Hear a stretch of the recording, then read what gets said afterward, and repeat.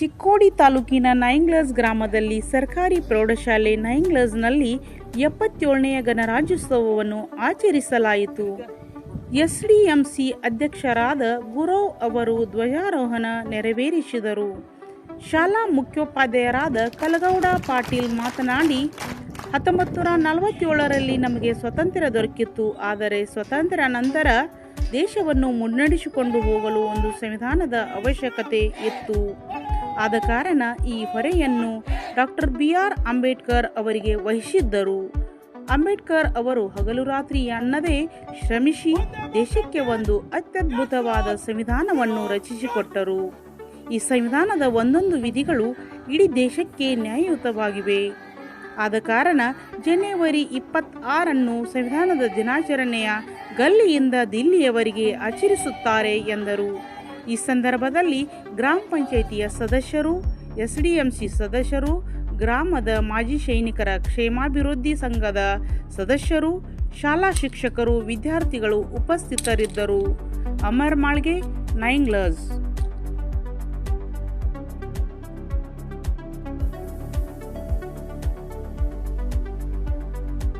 1947ರಲ್ಲಿ ನಮಗೆ ಸ್ವಾತಂತ್ರ್ಯ ಸಿಕ್ತು.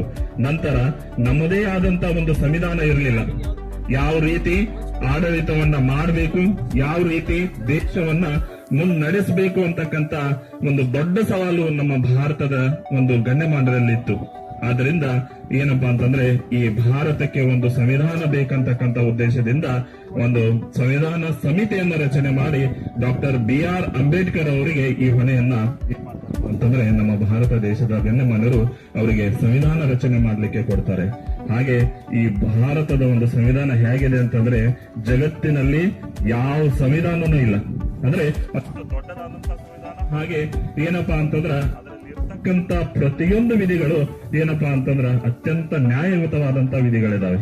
ಆದ್ರಿಂದ ನಾವು ಅದರ ಒಂದು ನೆನಪಿಗಾಗಿ ಏನ್ ಮಾಡ್ತೇವಪ್ಪ ಅಂತಂದ್ರೆ ಭಾರತದ ದೇಶ ತುಂಬೆಲ್ಲ ಪ್ರತಿಯೊಂದು ಗಲ್ಲಿಯಲ್ಲಿ ಏನಪ್ಪಾ ಅಂತಂದ್ರೆ ಗಲ್ಲಿಯಿಂದ ಹಿಡಿದು ದಿಲ್ಲಿವರೆಗೆ ಹಾಗೆ ಎಲ್ಲರೂ ಏನ್ ಮಾಡ್ತೀವಪ್ಪ ಅಂತಂದ್ರೆ ಅದರ ನೆನಪಿಗಾಗಿ ನಾವು ಇವತ್ತು ಗಣರಾಜ್ಯೋತ್ಸವ ದಿನವನ್ನ ಆಚರಣೆ ಮಾಡ್ತಾ ಇದ್ದೇವೆ. ಇದು 77ನೇ ಗಣರಾಜ್ಯೋತ್ಸವ. ಗುರು ಇತ್ತಿದು ಯಾವುದು? ಭಾರತ. ಹಾಗೆ ಎಲ್ಲರ ಒಂದು ದಬ್ಬಾಳಿಕೆ, ಎಲ್ಲರ ಒಂದು ಆಕ್ರಮಣ ಈ ಒಂದು ಭಾರತ ದೇಶ ಮೇಲೆ ಆಗಿದ್ರಿಂದ ಏನಾಯ್ತಪ್ಪ ಅಂತಂದ್ರ ಸಾಧಾರಣವಾಗಿ ಕುಸಿತ ಬಂತು. ಅಂದ್ರೆ ನಾವು ನಮ್ಮ ಭಾರತದ ಬಗ್ಗೆ ಹೇಳಬೇಕಾದ್ರೆ ಈ ಒಂದು ಭಾರತ ದೇಶ ಮೇಲೆ ಆದಂತ ಆಕ್ರಮಣಗಳು, ಈ ಭಾರತ ದೇಶ ಮೇಲೆ ಬಂದಂತ ಅನೇಕ ಏನಪ್ಪಾ ಅಂದ್ರೆ ದಂಡೆತ್ತಿ ಬಂದಂತ ಅನೇಕ ಏನಪ್ಪಾ ಅಂದ್ರೆ ರಾಷ್ಟ್ರಗಳು, ಇವುಗಳನ್ನೆಲ್ಲ ನೋಡಿದ್ರೆ ಭಾರತ ಇವತ್ತು ಏನಪ್ಪಾ ಅಂತಂದ್ರೆ ಹೆಸರಿಗೆ ಉಳಿಬಾರದು ಹಾಗೆ ಆಗ್ಬೇಕಾಗಿತ್ತು.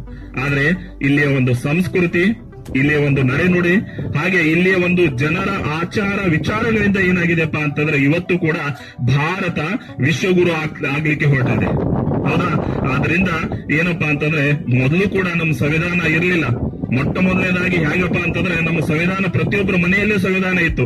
ಯಾವ ಸಂವಿಧಾನಪ್ಪ ಅಂದ್ರೆ ಅದೇ ನಮ್ಮ ಸಂಸ್ಕೃತಿನೇ ನಮಗ್ ಸಂವಿಧಾನ. ಮನೆಯಲ್ಲಿ ಹೇಗಿರ್ಬೇಕು, ಯಾವ ರೀತಿ ಇರಬೇಕು, ದೊಡ್ಡವರಾದವ್ರು ಹೇಗಿರಬೇಕು, ಚಿಕ್ಕವರು ಯಾವ ರೀತಿ ಇರಬೇಕು, ಪ್ರತಿಯೊಂದು ಸಂಸ್ಕಾರಗಳನ್ನ ಏನ್ ಮಾಡ್ತಾ ಇದ್ರಪ್ಪ ಅಂತಂದ್ರ ಒಂದು ನಮ್ಮ ಮನೆಯಲ್ಲಿ ಕಲಿಸ್ಕೊಡ್ತಾ ಇದ್ರು ಆಗಿನ ಕಾಲದಲ್ಲಿ, ಪ್ರಾಚೀನ ಕಾಲದಲ್ಲೆಲ್ಲ. ಆದ್ರೆ ಅದೇ ಸಂವಿಧಾನ ಇತ್ತು. ಹಾಗೆ ಬರ್ತಾ ನೋಡಿರ್ಬೋದು, ನಾವು ಇತಿಹಾಸದಲ್ಲೆಲ್ಲ ಓದಿರ್ಬಹುದು. ಹೌದಾ? ಯಾವ ರೀತಿಪ್ಪ ಅಂತಂದ್ರೆ ಒಂದು ಸಾಧಾರಣವಾಗಿರ್ತಕ್ಕಂಥ ಮನುಷ್ಯನನ್ನ, ಒಬ್ಬ ಪ್ರಜೆಯನ್ನು ಕೂಡ ಏನಪ್ಪಾ ಅಂತಂದ್ರ ಒಂದು ದೇಶದ ಅಂದ್ರೆ ಒಂದು ಪ್ರಾಂತ್ಯದ ರಾಜನನ್ನಾಗಿ ಮಾಡಿದಂತ ಶ್ರೇಯಸ್ಸು ಚಾಣಕ್ಯನಿಗೆ ಸೇರುತ್ತೆ. ಚಾಣಕ್ಯನ ಬಗ್ಗೆ ಓದಿದಿರಲ್ಲ? ಯಾರಪ್ಪ ಅಂದ್ರೆ ಅವರ ಶಿಷ್ಯರಾದಂತ ಚಂದ್ರಗುಪ್ತ ಮೌರ್ಯ. ಅದೇ ರೀತಿ ಏನಪ್ಪಾ ಅಂದ್ರೆ ಅತ್ಯಂತ ಸಾಮಾನ್ಯ ಹುಡುಗ, ಅವನಲ್ಲಿ ಇರ್ತಕ್ಕಂತ ಆ ಪ್ರತಿಭೆಯನ್ನ ಗುರುತಿಸಿ ಏನ್ ಮಾಡ್ತಾರಪ್ಪ ಅಂತಂದ್ರೆ ಚಾಣಕ್ಯ ಅವರು ಏನಪ್ಪಾ ಅಂತಂದ್ರೆ ಅವರನ್ನ ರಾಜನನ್ನಾಗಿ ಮಾಡ್ತಾರೆ. ಅಂದ್ರೆ ಆಗಿನ ಕಾಲದಲ್ಲಿ ಒಬ್ಬ ಸಾಮಾನ್ಯ ಪ್ರಜನನ್ನ ರಾಜನ ಮಾಡೋದು ಅಷ್ಟು ಸುಲಭ ಇರಲಿಲ್ಲ. ಅಂದ್ರೆ ಯಾರು ರಾಜ ಇದ್ದಾನೆ, ರಾಜನ ಮಗನೇ ರಾಜಕುಮಾರ, ರಾಜ ಆದ್ಮೇಲೆ ಅವನೇ ಏನಪ್ಪಾ ಅಂತಂದ್ರೆ ಆ ಒಂದು ರಾಷ್ಟ್ರದ ಮುಖಂಡ, ಅಂದ್ರೆ ಆ ಪ್ರಾಂತದ ರಾಜ ಅವನೇ ಆಗ್ಬೇಕು ಅಂತಕ್ಕಂಥ ವಂಶ ಪಾರಂಪರವಾಗಿರ್ತಕ್ಕಂಥ ಏನಪ್ಪಾ ಅಂತಂದ್ರೆ ಒಂದು ಪದ್ಧತಿ ನಡೀತಾ ಬರ್ತಾ ಇತ್ತು.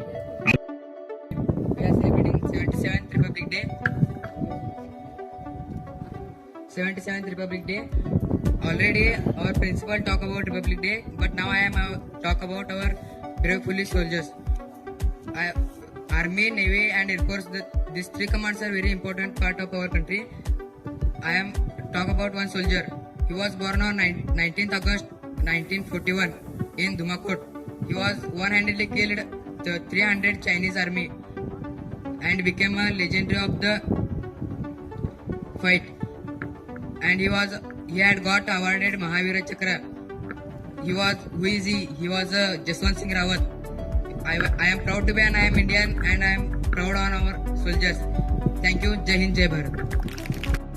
ಈ ಕಥೆಯ ಬ್ರಿಟಿಷರೊಡನೆ ಹೋರಾಡಿ ಗಳಿಸಿದ ಸ್ವಾತಂತ್ರ್ಯದ ಕಥೆಯ ಹೇಳಲು ಬೇಡುವೆ ಅನುಮತಿಯ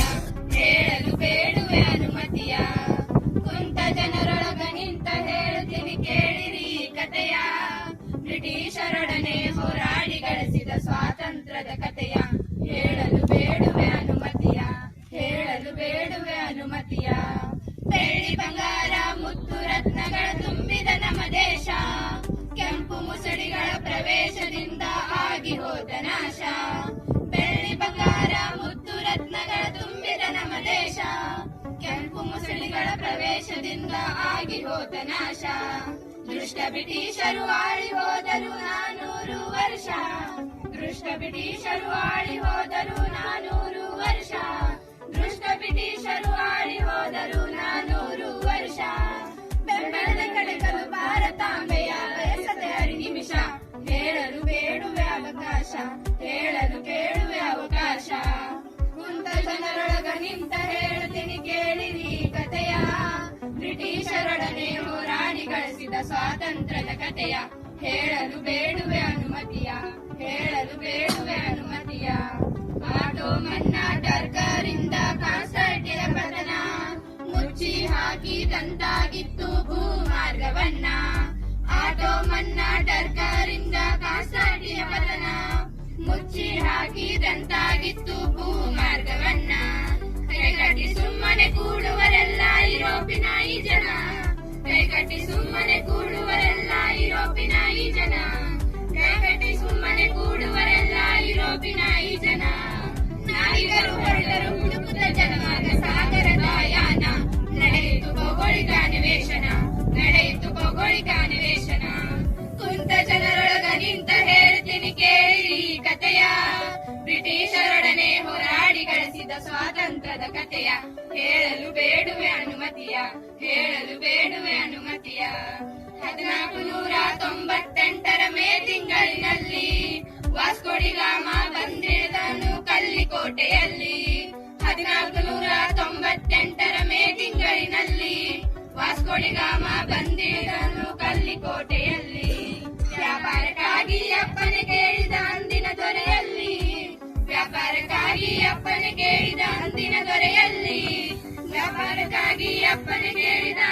ದೊರೆಯಲ್ಲಿ ಮುಕ್ತ ಜನರನ್ನು ನಂಬಿಕೆ ಇಟ್ಟರು ಪೋರ್ಚುಗೀಸರಲ್ಲಿ ಕೆಂಡ ಮುಚ್ಚಿತು ಬುದಿಯಲ್ಲಿ ಕುಂತ ಜನರೊಳಗ ನಿಂತ ಹೇಳ್ತೀನಿ ಕೇಳಿರಿ ಕಥೆಯ ಬ್ರಿಟಿಷರೊಡನೆ ಹೋರಾಡಿ ಗಳಿಸಿದ ಸ್ವಾತಂತ್ರ್ಯದ ಕಥೆಯ ಹೇಳಲು ಬೇಡುವೆ ಅನುಮತಿಯ ಪೋರ್ಚುಗೀಸರು ಡಚ್ಚರು ಆಂಗ್ಲರು ಫ್ರೆಂಚರು ಎಂಬ ಭೂತ ಒಬ್ಬೊಬ್ಬರಾಗಿ ಒಳಗೆ ಸುಳಿದರು ಸಲಾಮ ಹೊಡಕೊಂತ ಪೋರ್ಚುಗೀಸರು ಡಚ್ಚರು ಆಂಗ್ಲರು ಫ್ರೆಂಚರು ಎಂಬ ಭೂತ ಒಬ್ಬೊಬ್ಬರಾಗಿ ಒಳಗೆ ಸುಳಿದರು ಸಲಾಮ ಹೊಡಕೊಂತ ದೇಶದೊಳಗಿನ ಅರಸರಿಗೆಲ್ಲ ಹೇಳಿದರು ಕಿವಿ ಮಾತ ದೇಶದೊಳಗಿನ ಅರಸರಿಗೆಲ್ಲ ಹೇಳಿದರು ಕಿವಿ ಮಾತ ದೇಶದೊಳಗಿನ ಅರಸರಿಗೆಲ್ಲ ಹೇಳಿದರು ಕಿವಿ ಮಾತ ಒಳ ಜಗಳವೆಂಬ ಭೂತವ ಬಿಟ್ಟು ಮಾಡಿದರು ಆಘಾತ ಇದುವೇ ಶಕುನಿಯ ಮಹಾಭಾರತ ಕುಂತ ಜನರೊಳಗ ನಿಂತ ಹೇಳ್ತೀನಿ ಕೇಳಿ ಕಥೆಯ ಬ್ರಿಟಿಷರೊಡನೆ ಹೋರಾಡಿ ಗಳಿಸಿದ ಸ್ವಾತಂತ್ರ್ಯದ ಕಥೆಯ ಹೇಳಲು ಬೇಡುವೆ ಅನುಮತಿಯ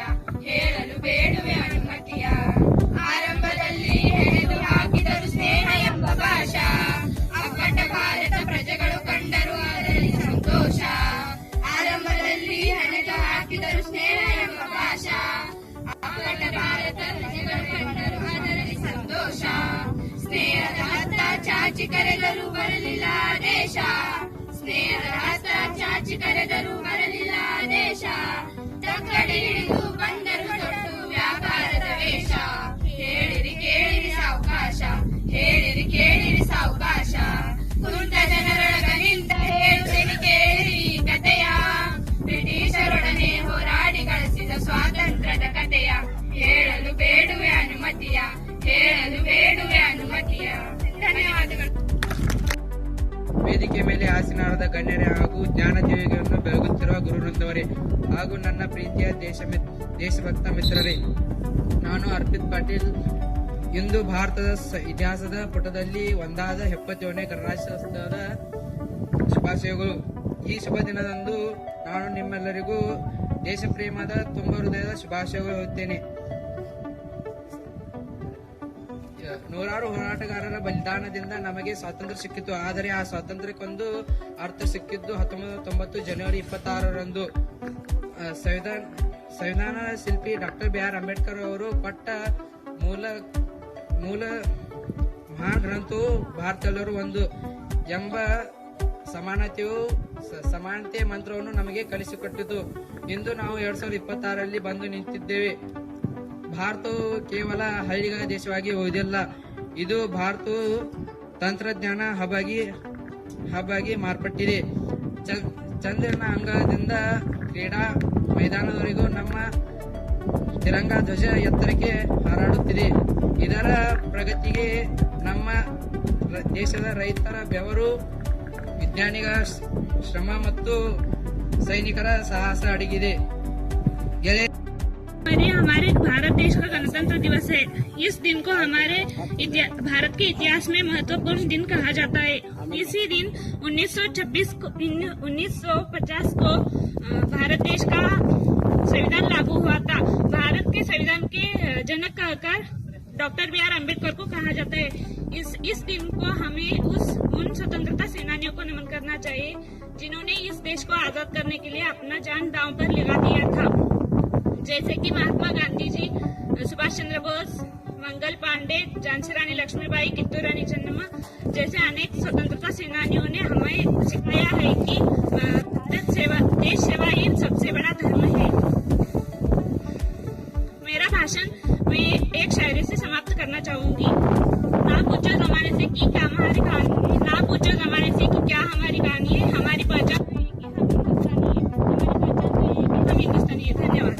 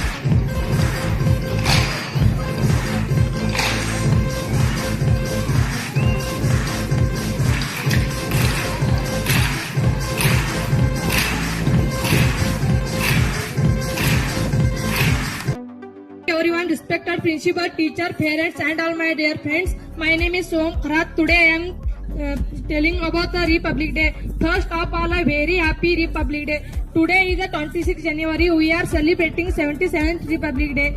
Republic Day is a national festival of our India. We are celebrate this day with great joy and happiness. We made progress and faced independence in 1947, but we still faced many challenges like poverty and pollution. The citizens' duty to value to constitution and contribute. So on this day, our constitution came into force in 1950.